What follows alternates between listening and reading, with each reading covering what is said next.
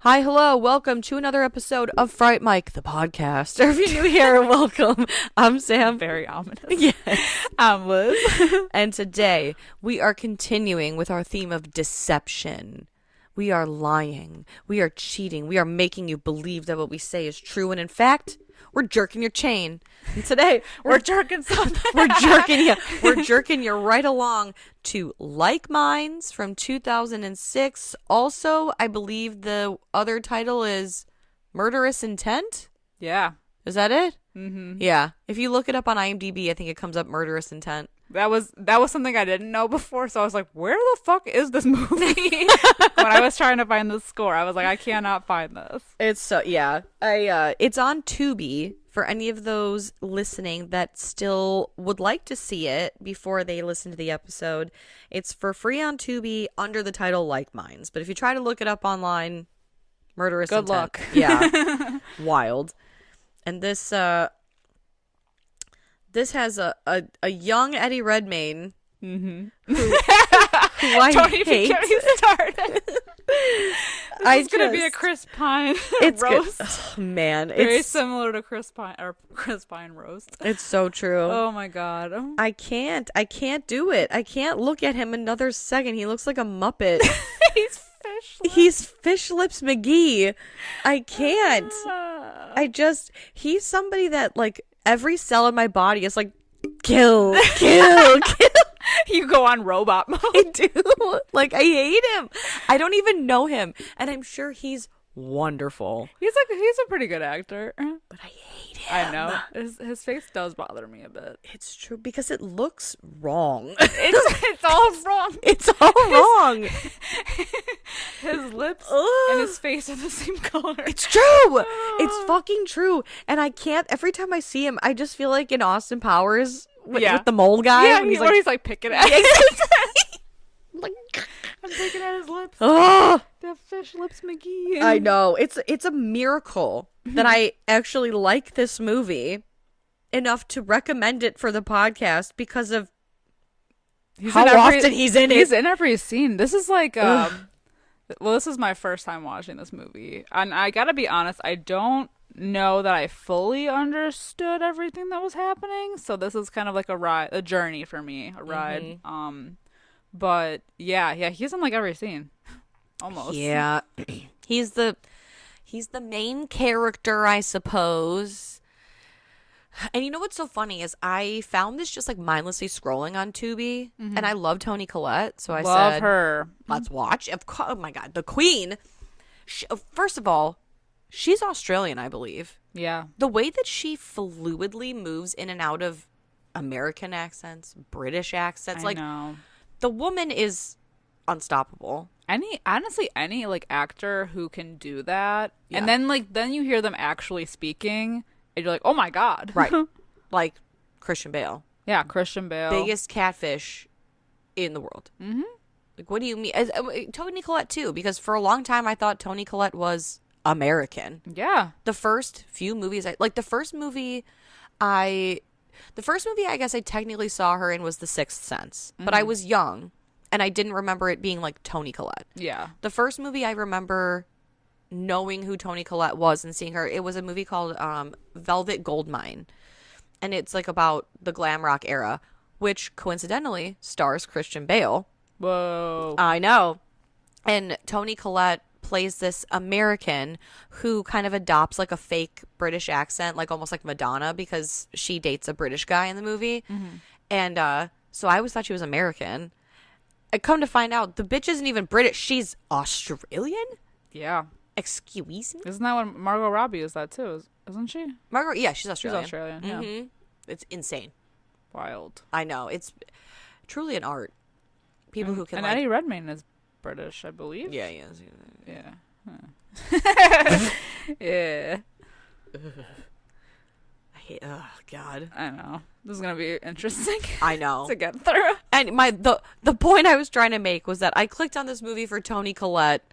And what you were met with was yes, despite Eddie Redmayne being in it, and what I got was actually a pretty good, like I guess mystery thriller.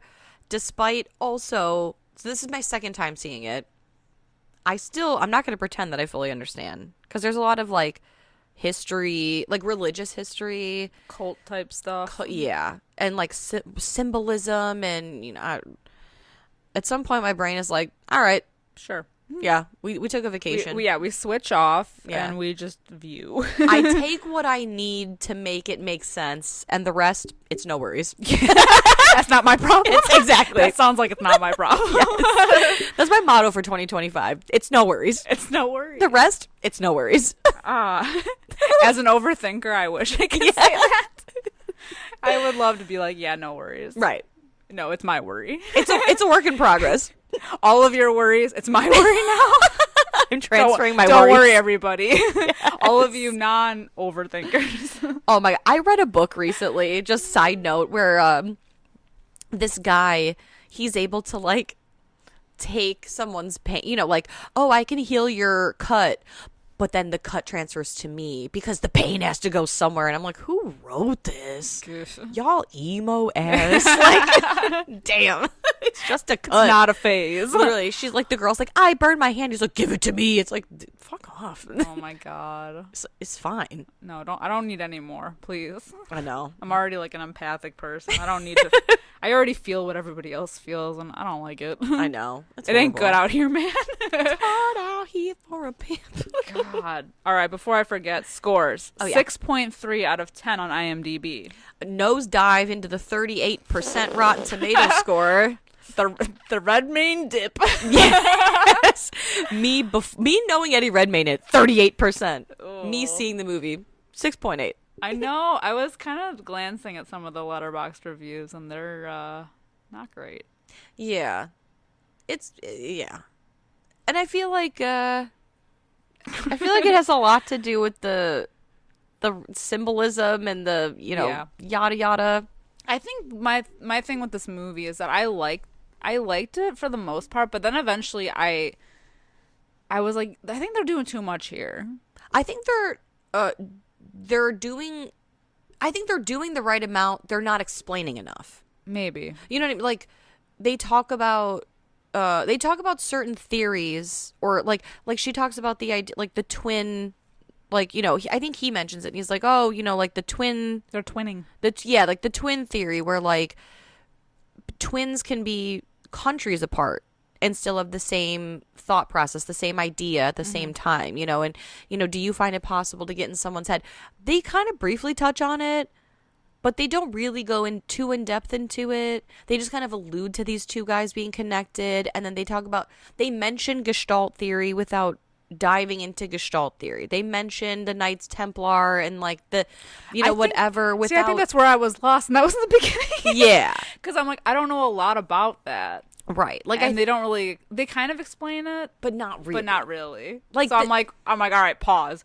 Let me go into my phone and Wikipedia that shit. Exactly. Like, that's the thing. This movie, it's like, I think once you do your own independent research, it's pretty good.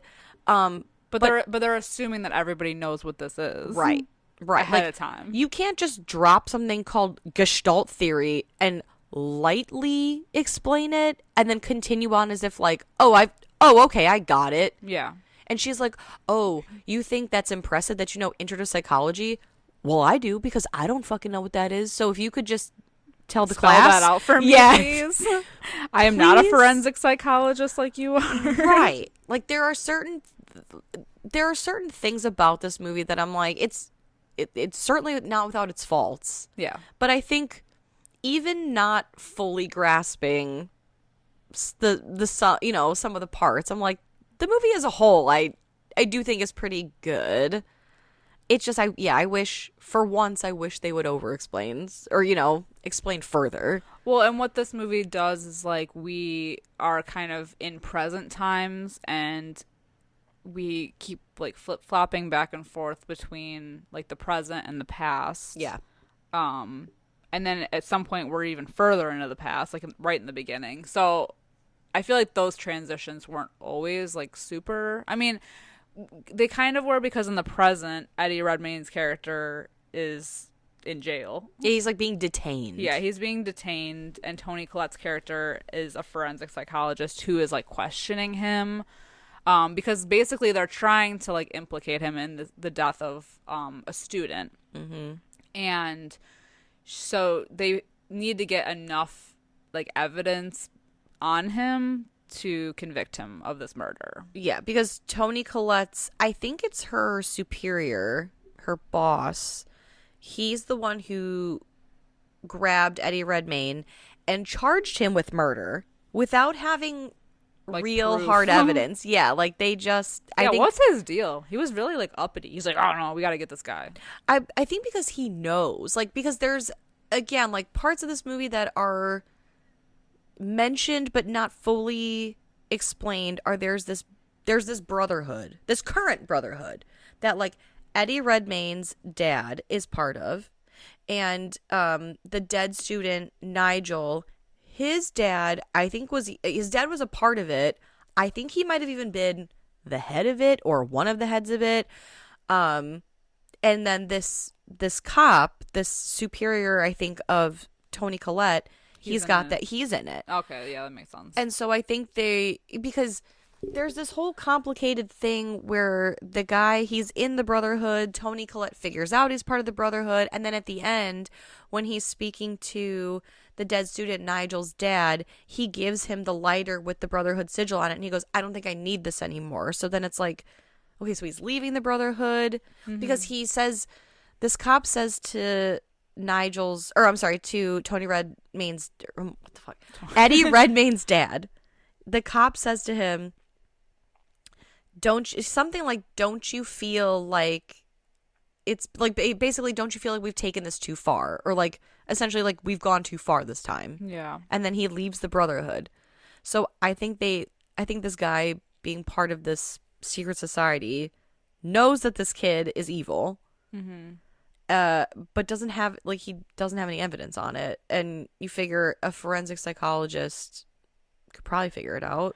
Yeah, but it's like you're the head of police, and like if you're grounded in somewhat of a reality, like you know that this isn't gonna fly. Right. Like they like he's trying so hard. Yeah. Well, and I think that also shows like how sure he is that this kid is guilty, is that he's like, I'm charging you with murder because I know you've done it.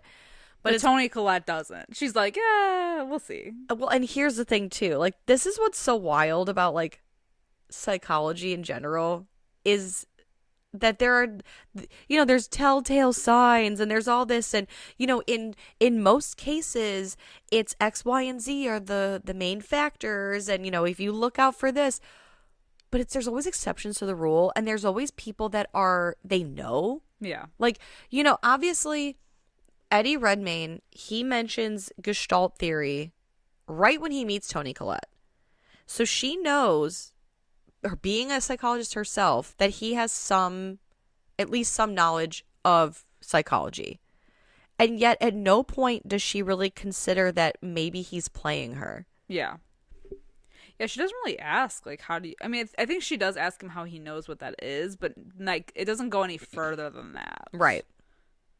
It's so... And, I mean, he comes from a prestigious boarding school, but still. And that's, like, when we do our, like, flashbacks, is him and this other student, Nigel, like, how they're, like, basically, like, their relationship and how it goes down, how everything goes down to get to this point. Right. Because the movie opens with basically, we see Eddie Redmayne holding the dead student, and he's being, detained and for murder. And they're basically, the evidence they have is that Eddie Redmayne, who plays Alex, they have Alex's, they found the same gun residue on Alex's hands that was used in the gun to kill the student. But he's claiming that this student has set him up and, from beyond the grave even is like making sure that Alex suffers. And so it's this whole story where we kind of see him telling Sally, who's, played by Toni Collette, from the beginning, how Nigel is a new student and he's kind of weird, and he ends up becoming Alex's roommate. And Alex says that he has an obsession with all things death, and he's really into taxidermy. And so like when we see the room, he's got like dead animals in boxes. It looks like Reanimator. Exactly. He's got like a whole workstation. He's got test tubes and things in jars. Yeah. And basically the relationship, they don't hit it off. No, they hate each other. Well, he hates him because he's such a weirdo. Yeah. And his Alex's dad is like the headmaster of the school, so he's always kind of like, get me out of here. But Alex is like a bit of a smart ass, and like I said, it's a prestigious boarding school, and he's not always like following the rules because he's like, he is really smart, but he's kind of like definitely like a rule breaker type character. Yeah. And he it's to the point where he's in class and there's a priest for a teacher, because it's a, what would you call it, like a Catholic boarding school? I don't know if it's like Catholic necessarily. Like a private boarding school. Yeah. So like the one teacher, they say he's a man of the cloth, so he's some sort of priest. But they're going over like the Knights Templar and blah blah blah, and the Cathars are mentioned, and I'm not even going to pretend to know anything about either. But like Alex, he goes off about how, oh well, it's all bullshit, and it's all for control because these people were pulling the strings, and these people had more fingers in the pie than the Vatican, and the Vatican had a lot of fingers in the pie. So like this shows whatever, and who do you think sent these people? Basically implying like something about religion, to where the priest gets like really upset. So like clearly Alex is I guess rebelling in a way, or like questioning more than anybody else. Mm-hmm. But Nigel takes notice. He leeches on him real quick. Exactly. And they I think this is when he mentions to Toni Collette, like, oh, do you know the idea of like the twinning theory? Because I feel like, he goes this whole thing about the twins and how you could be continents apart and you could still feel whatever. He's like, I feel like, he got into my head. Like somehow he knew what I was thinking. And it like shows, like throughout the movie, it'll show like Alex staring at Nigel and Nigel just happening, like just knowing and looking over at him or guessing what he's thinking. And they mention, I think later on in the movie, the idea that one of them, like it's a like-minded theory where two people, like one of them has a strong belief in something and the other one has like a weaker belief, and the stronger one overtakes the weaker one to where it's like a parasite on a host, exactly. Because he even says at some point, he goes like, my thoughts are no longer my own, and basically like he accuses Nigel of taking his soul. Yeah, like he even says to Sally at one point, when they're in like a cell together, he's like, do you feel it? He's here with us now. Like, I can feel him. He's always listening. Yeah, which makes him look crazy. Yeah, exactly. Doesn't help his case. No. To her. And I gotta know. I gotta ask now, even though we haven't got to the end of the movie yet. Is he fucking with me? I don't even know. I know. Like, I think that he was messing with her the whole time. I think so too, but I'm wondering. I guess I'll wait till we get to the end. Because I don't want to spoil anything right away. Yeah. Oh well, and okay, yeah. I'm just gonna wait till then. Throw that thought to the side. Yeah, I'm gonna put it off to the side for a minute, because this movie I think is hard to go beat for beat, just because of all the crazy like back and forth and the religious symbolism, and like a lot of stuff that I don't fully understand because they don't fully explain. Yeah. You know, but they what is it?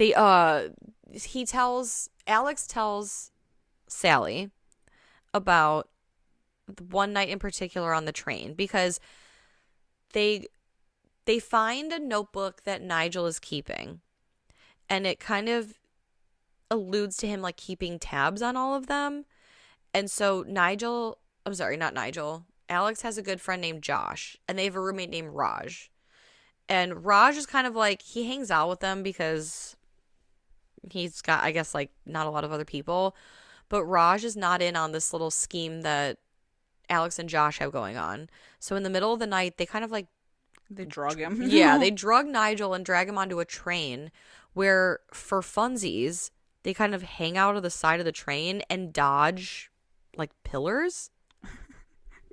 Yeah. Whatever they are, I don't know. And so they're holding him out of the door, and they're like, isn't this crazy? Mind you, Nigel is a psycho. Yeah. He has, like, no reaction to anything. No emotion whatsoever. And there's an incident where Josh ends up falling out of the train, and he's, like, about to fall, and he reaches for Nigel's hand, and Nigel just lets him go. Yeah, he's like, doesn't even bother. Oh, no. Yeah. Oh, shit. Oh, man. I gotta tell you, though, quick side note. Nigel, played by Tom Sturridge, who I believe he was in The Sandman. I think that was that Netflix show. Mm-hmm. I did not watch it. Tom Sturridge. Man, when I watched this movie for the first time, I said, oh, he's gonna be a problem. He's so fun. He's a walking when red I tell flag. You, he is so fun. Oh, damn it. Why do I always go for the psychos? It's not fair. But you're not married to one, though. Not that I know of. Allegedly. Not yet, at least. He's a real nice guy. Sometimes I think... That's what I'm saying. He's a little too nice. A little too nice, you know? That's a red flag. Exactly. Gotta watch out for those. Yeah. And so it's, like, really sad that Josh dies. And they buried the student, and they basically call it, like, an unfortunate accident. But Alex figures that, like, Nigel has to be fucking with him because he gets that package. Yeah, the hand delivery. The hand. Oh my god, and I love it too. Because what did he say? Alex gets the hand, and then he freaks out, goes to the bathroom to throw up. When he comes back, the hand is gone. And the next time we see Nigel and Alex, like, interact, it's when Nigel comes in, and Alex is, like, balls deep in, like, studying or, like, trying to write a paper. And Nigel's like, I heard you need a hand. And it's like, maybe two. I don't know. Well, yeah, and a lot of the, like, past stuff is kind of just Nigel worming his way into Alex's life and Alex wanting nothing to do with him. So, like, a lot of this movie is just that. Yeah. And, like, then him telling Sally, Toni Collette, about, like, specific instances where he was like, he did this and it was weird, and he said this and it was a little weird. Yeah, with this, hey, I heard you need a hand with this paper, and, like, in case you need it, I wrote this entire paper. It could be your paper. And he leaves it because basically the deadline is coming up, and Eddie Redmayne is saying to Sally how, like, it's crazy. I wasn't proud of it, but I did take the paper, which he got a 99% on. And he's like, I was reading the paper. He's like, how did Nigel know the subject that I had to write on? He answered questions that I hadn't even thought of on the subject. Again, to show that Nigel had somehow been able to worm his way into Alex's brain, in his mind. Like, is he reading my mind? Well, yeah, and he's trying to resist this guy so bad, but at the end of the day, like, Nigel's like, I want to show you something. Mm-hmm. And he's like, no, fuck off. But he goes with him, and that's when he shows him his little hidey hole, like, under his parents' house.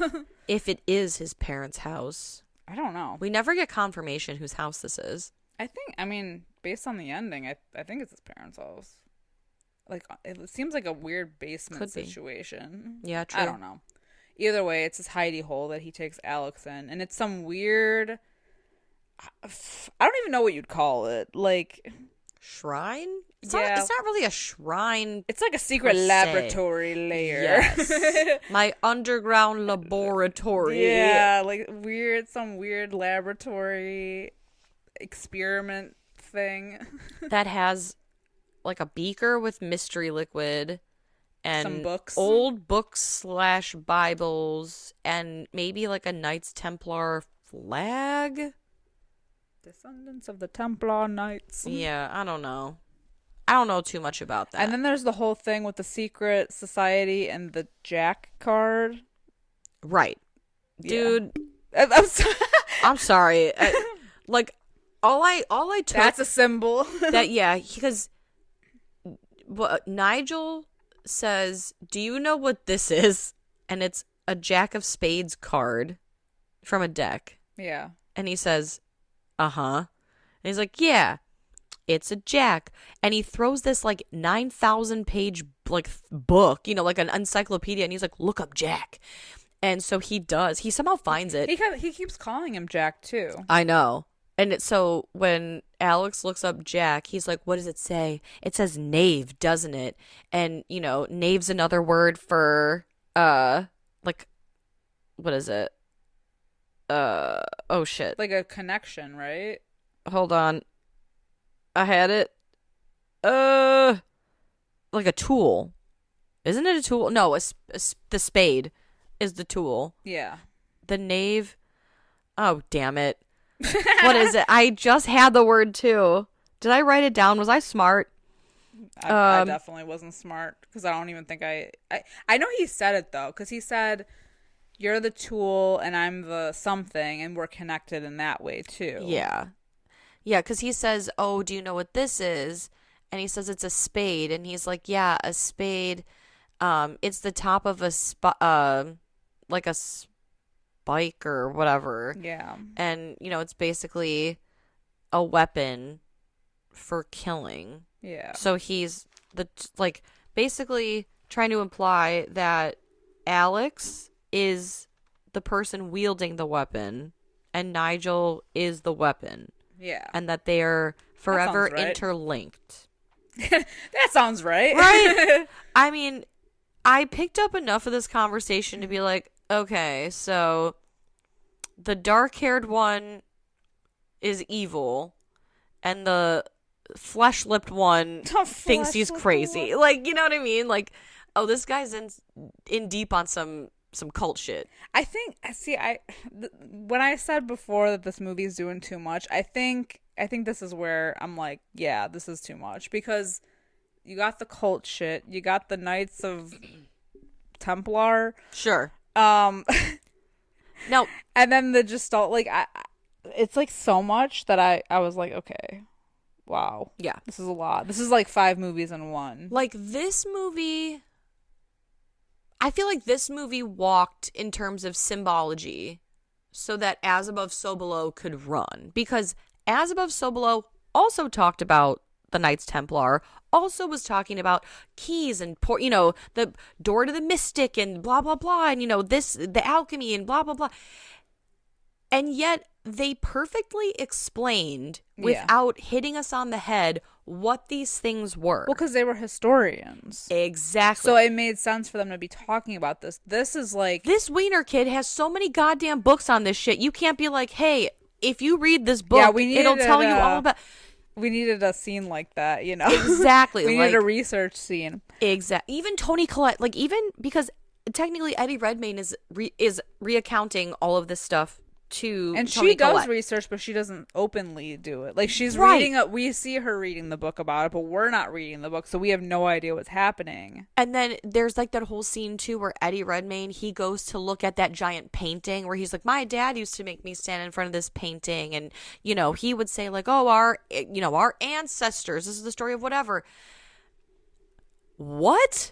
Yeah. What's the story of the ancestors, and why did he have you stand in front of this painting, and why is this painting here? What does any of this have to do with any of that? And I think that's where I was confused, because I'm like, this is like too much, because on top of all of that shit is the twinning thing. Right. I think if they had just left it at that, Yeah. like that would have been more digestible. Or like simplified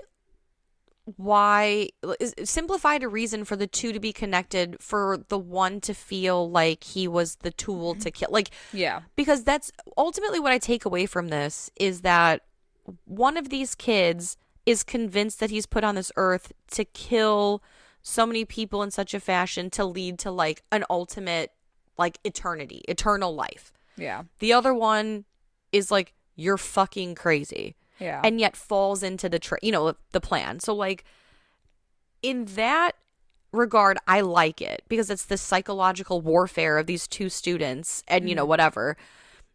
All the symbols and the brotherhood and the knights and this and that, it's like it's too complicated for this kind of.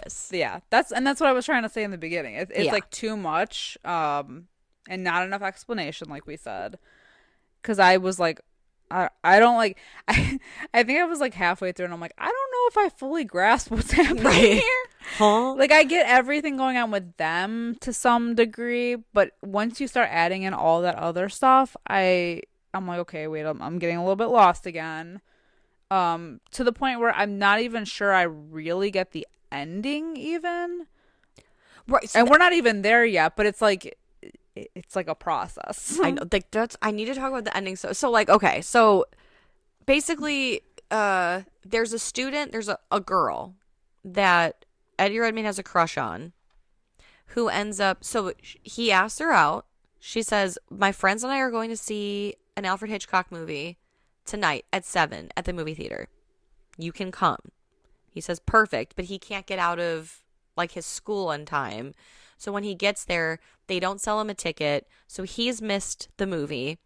Find out she's never made it to the movie because she's been murdered and drained, like almost like taxidermy style. Yeah. And they find her almost like basically put on a cross made of shovels. Yeah. So it's like, it's a whole symbol thing. Mm-hmm.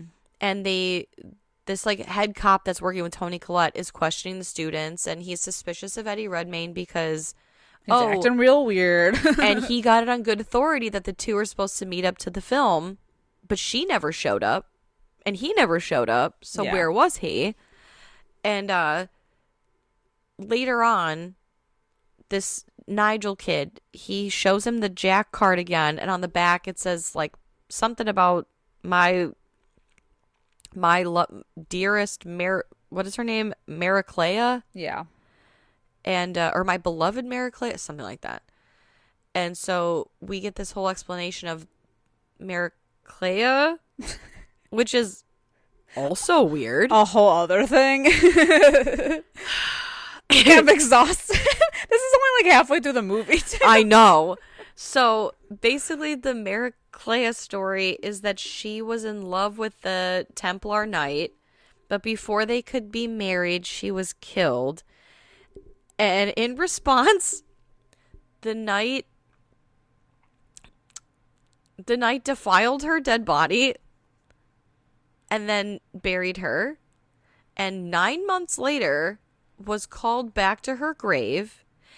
And he was told that her head, which was buried between her pelvis, where the bones were set in a cross style, that the skull had magical powers.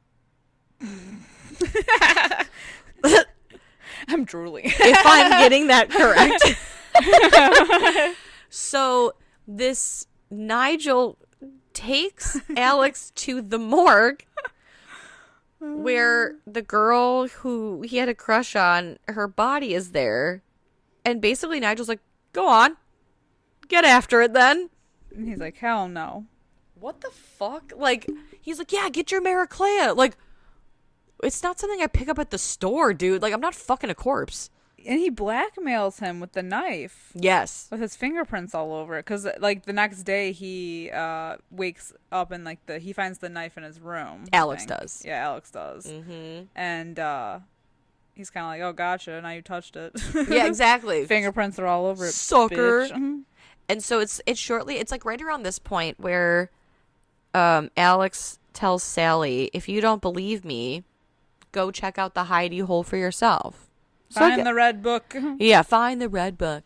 So she goes, like an asshole, by herself to the hidey hole, where she is gloveless. Putting her DNA all over this shit. The books, those pictures of like the women. Yes, and it's of Nigel's mom. We find out later these like explicit photos, and the Tom's mom. Well, we gotta talk about that. Because I don't know what the fuck's going on there. We gotta talk about that. Whose mom? Not Tom's mom. What's his name? Nigel's mom. Who's Tom? I don't know. I'm so confused. Okay. This fucking movie. Well, she finds a body. Yeah. She finds a body. It's also like they keep mentioning throughout this movie that because like Alex's dad is trying to talk to the cop about letting him go because they're like part of the brotherhood or whatever bullshit. But but they keep saying like, we can't get a hold of Nigel's parents. What's up with that? What's the deal with that? So anyway, Toni Collette finds a body. I figured out why I called him Tom, because the actor who plays Nigel, his name's Tom Sturridge. Oh, okay. That's why I was like, where the fuck did Tom come from? I don't know. That's why I was like, what the fuck? Yeah. Yeah. So, yeah, she finds the body. Mm-hmm. And they say the same thing, that the bodies have been drained of blood and, had very precise work have been made of them to preserve them. And they liken it to taxidermy, which is something that Nigel is very fond of. So that's interesting. But yeah, I think the one body is Nigel's mom. Yeah. Right? Okay. Okay. So going back to Nigel's mom, there's that scene where Alex comes across Nigel's house where he's in bed with his mom. And the dad finds them. They weren't. Well. And the mom's in lingerie. Yeah, the mom's in lingerie. It's a little weird. And he's in like flannel PJ pants and like a wife beater. Mm-hmm. Looking so fine. Except for the fact that did he fuck his mom? That's my question. I don't know what was happening here, because he was just kind of sitting there, and it was almost like the mom was like seducing him or something weird. But the dad walks in, and then Alex can see through the window, so he goes in, and the dad's like losing his mind, and he goes to pick up the gun and shoots the mom. And then is like trying to go after Nigel. So then Alex shoots the dad. Yeah. Because basically the photos, the lewd photos of that Toni Collette finds in the hidey hole, we find are of Nigel's mom. And she's claiming she doesn't remember taking the photos. She doesn't remember anyone having taken the photos of her. She doesn't know where they came from, how they came to be. All we know is that they somehow came across Nigel's dad's brotherhood, and they were spread around, and he mentioned something like, oh yeah, it doesn't look good that like the head of the brotherhood, they basically banned me from the society because they figured I should get my household in order. And he's like, and then I see this. I don't know why I have a feeling that like the mom has been drugged and then her son had sex with her. Maybe. Because again, why, as a mother, you're sitting in a bed with your son and you're wearing your negligee. Like they're all weirdos. Her bazongas are hanging out of that thing. They are, but like the whole family's fucking weird. It's true. Everyone in this movie is kind of weird. But based on the end too, the goal. Well, yeah, of this like Mariclea. Yeah, because after the whole thing with the mom happens and they're all dead, now Nigel goes with no emotion, mind you. He doesn't have emotion throughout this entire movie. He says, "I'll have my Mariclea." So he basically buries the mom, which is the body that Toni Collette finds in present day. Enjoy the podcast, like what you hear, and you want to hear more? Well, you're in luck. We have a Patreon. That's right. If you don't know, we talk about new movies on our Patreon. We do monthly rewinds so that way you can find out what we are watching between our main episodes. Sometimes we craft spooky cocktails to match our theme of the month, and watch parties galore. So much fun over there. Head over to patreon.com/Fright Mic podcast to check that out. Again, if you want to hang out with us a little bit more, then support us over on patreon.com/Fright Mic podcast. And we'll love you forever. Okay, bye. So then we get to like toward the end when they're confronting each other. They end up back by the train. Yeah. And so Nigel has the shotgun pointed at Alex. And Alex is basically threatening him, and he's like, do it. Shoot me. Go ahead, shoot me. And he stands in front of the oncoming train, and he's telling Nigel to shoot him, but he knows, like, he's like, oh, you can't. You need me because we're, connected or whatever. We're one now. And so Nigel gets pissed because Eddie Redmayne's, like, not moving from the train tracks, so he pushes him off. They struggle over the gun, to which Eddie Redmayne grabs it and has it pointed at Nigel. And essentially what we see is Nigel pulling the trigger for Alex on himself. So the question that's been asked this entire movie of whether or not Alex did it, whether or not he's responsible for it, it's like, kind of, but not really. It's a gray area. Yeah. And how do you prove, it's like, the thing, how do you prove that that's what happened? I don't know. Yeah. But we see essentially after that admission, it flashes to 9 months in the future, and Alex is doing some serial killer like shit where he's glue sticking clippings of newspapers, articles about their case, and how Alex was free because a dead student framed him. Like, how do you even prove that? Yeah. It's so wild. But then we see Toni Collette as well. She's giving a speech on, like, this case, and it's the because whole twinning thing. Yeah, the like minds syndrome, and she finds a note on her car that says, like, my beloved Susan, I think, is the dead student's name, and right? And they find out that because that's the girl who died, the one he was going to go on the date with, and her head is gone. Yeah. And her grave has been dug, and her hip bones are in that crisscross thing with her skull being missing. And obviously, we know who did it. It's Eddie Redmayne, who gets on a train and sees a student reading a history style book, and he's like, do you like history? And then the credits roll after he gives him, like, that real creepy look that lasts way too long because I fucking hate him so much. It's like Eddie Redmayne's face, like, looking at the camera. So, like, was he possessed? This is what I wanted to talk about before. He was normal before he met this dude. But here's my thing. Was he? I don't know. I don't know either, because his dad changed a lot. Well, his dad was part of the Brotherhood, and they had connections to the Knights Templar already.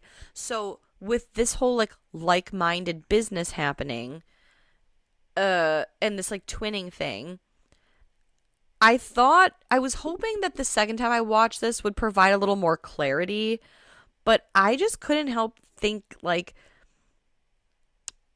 they're both sick in the head. Which one was leading the other on? Because Nigel was killing people. Mm-hmm. But Eddie Redmayne was, how long had Nigel been killing people? Like, did this start because of Eddie Redmayne, or did Eddie Redmayne start getting crazy because of Nigel? Because I don't know who was leading the other on. They're both crazy. I think the argument could be that it could be either, I guess, but because we don't know what Alex was really like before. Right. Like there was never a scene where like his mom was like, or his dad, you know, they were like, he was a disturbed child.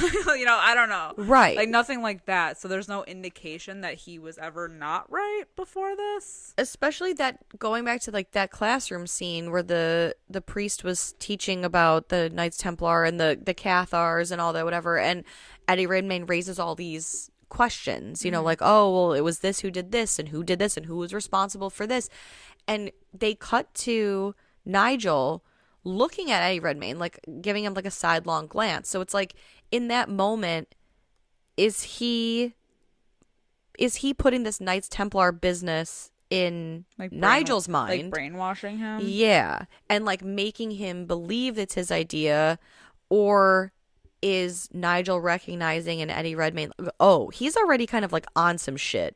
I bet if I really pull him into this, I could get him to believe it. Like, honestly, I couldn't tell you. I'm not smart enough to know. I don't even know why they were talking about the Knights of Templar. I don't either. I don't know what I don't know what that means. The Brotherhood? I have no idea. I don't think they ever explain the Brotherhood. And as far as like the Knights Templar and all that other like religious or whatever symbolism, they don't explain it well. The only thing I can think of is that it's like this main cult that comes from this Knights of Templar thing. They've been doing this for like ever, basically, like passing down this like-minded thing, like trying to find an easy prey to have this to influence them so that they can keep living on. Mm-hmm. That's kind of the vibe I got. Sure. So that they're always going to be able to like live forever, basically. That's it. Even like at the end when Alex has the gun pointed at Nigel and he says something about who there's no evil left to fight. Like basically there's no one left to fight. That like it's this whatever war you think you're fighting has been over for centuries. Who are we fighting? Who's the evil that you're seeking out? And he says, I'm not seeking out evil. I am the evil.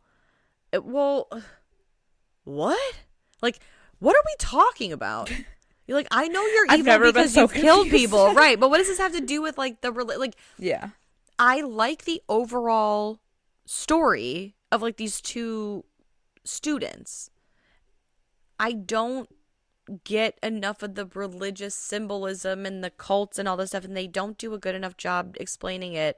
Either that or I'm just stupid. No, I mean, this movie has like lower rating. That's what a lot of people were saying when I kind of glanced at the Letterboxd reviews. They were like, kind of like, it's a lot going on. Like, I don't know what I watched, you know, like, and I honestly feel that way. I was getting like frustrated, I think, because I was like, am I just not getting, like, not grasping this part of the movie? Right. Which is like basically the whole movie. Because I like what you said. I like the idea of like who's influencing who, I guess, or just like that whole thing with their like-mindedness. But after that, I couldn't tell you anything else about what was going on. Yeah. All the side stuff. Not without further research on my own time, which I'm not prepared to do. And it was like a decently long movie. I think it was like an hour 47, something like that. So I think I understood like 20 minutes of it. Well, that's the thing. Like, it sounds like I don't like this movie, and I do like this movie, despite me not understanding it, because I think when you break down, like, at its bare bones what it is, it's like to me, it's like a cool, dark, psychological, like, student thriller. And I do like that aspect of, like, who's fucking with who. I just am not smart enough to get the rest of it. So if anyone knows, let us know if we're like way off the mark. I don't think I'm that off the mark, but I also don't think I know where the mark is. I need someone to break this down for me, like in a synopsis. Yeah. Yeah, I think I don't know where the mark is, and I've just made my own. Yeah. Oh, I know that I've made my own. Yeah. I could be completely off. Yeah. Oh, I'm so off. I don't even think I'm on the same island as the mark. Yeah. It's yeah. Yeah. But I still, it's a lot. Like, I still enjoyed it. Like, I understood enough of it that I enjoyed it enough that I wanted to watch it again. Okay. And even watching it again, I would still watch this movie again if for anything the hope that maybe I will like understand more of it. One day it'll click. Yeah, and like Toni Collette's really good in it, despite me hating Eddie Redmayne. Yeah, he's good in it too, though. He's good in it. Tom Sturridge, I would let him cut my throat. I would. Oh my god, he's so fine. Yeah, great stuff. Well, what's your rating then? My rating for this is I'm gonna probably go like 3 out of 5. 3 out of 5. Yeah, because I want to give it like a 3.5 because I do enjoy it, but I don't understand it, but I like it. So 3 out of 5. What about you? This is hard for me because I was so frustrated with how much I didn't understand it. I liked some things about it, but I don't know that the things that I liked about it were greater than the things I didn't. Totally. Or like the things I didn't understand at least. So I think for me, I'm going to go like 2 out of 5. That's fair. That's a fair Yeah, rating. I think there's definitely something cool going on here. Like they definitely had something like that was really interesting happening, but it got really convoluted, and that just like completely shattered things for me. So I kind of wish that they had kept a more simple idea there, and then just like completely just squashed the whole backstory of this history and this religion and this cult and I don't know. Or at least explain it in a way that makes it make like, sense. Pick one, you know? Yeah. Like, Simplify it's it. a cult that's been doing this, and this is how they want to, like, live forever. So we're going to try to, like, latch on to people who have, like, doubting beliefs, maybe. Right. And this is how we're going to do it. Or, you know, whatever. But everything else, I couldn't even tell you what anything else was, like, what the purpose was, really. No clue. Your guess is as good as mine. I'm here for the vibes and the Tom Sturridge of it all. Like, you're gonna have to walk me through this movie, and you're like, I don't even know. I'm like, all right, cool. Yeah, I said we'll be like Hansel and Gretel. We'll walk through it together.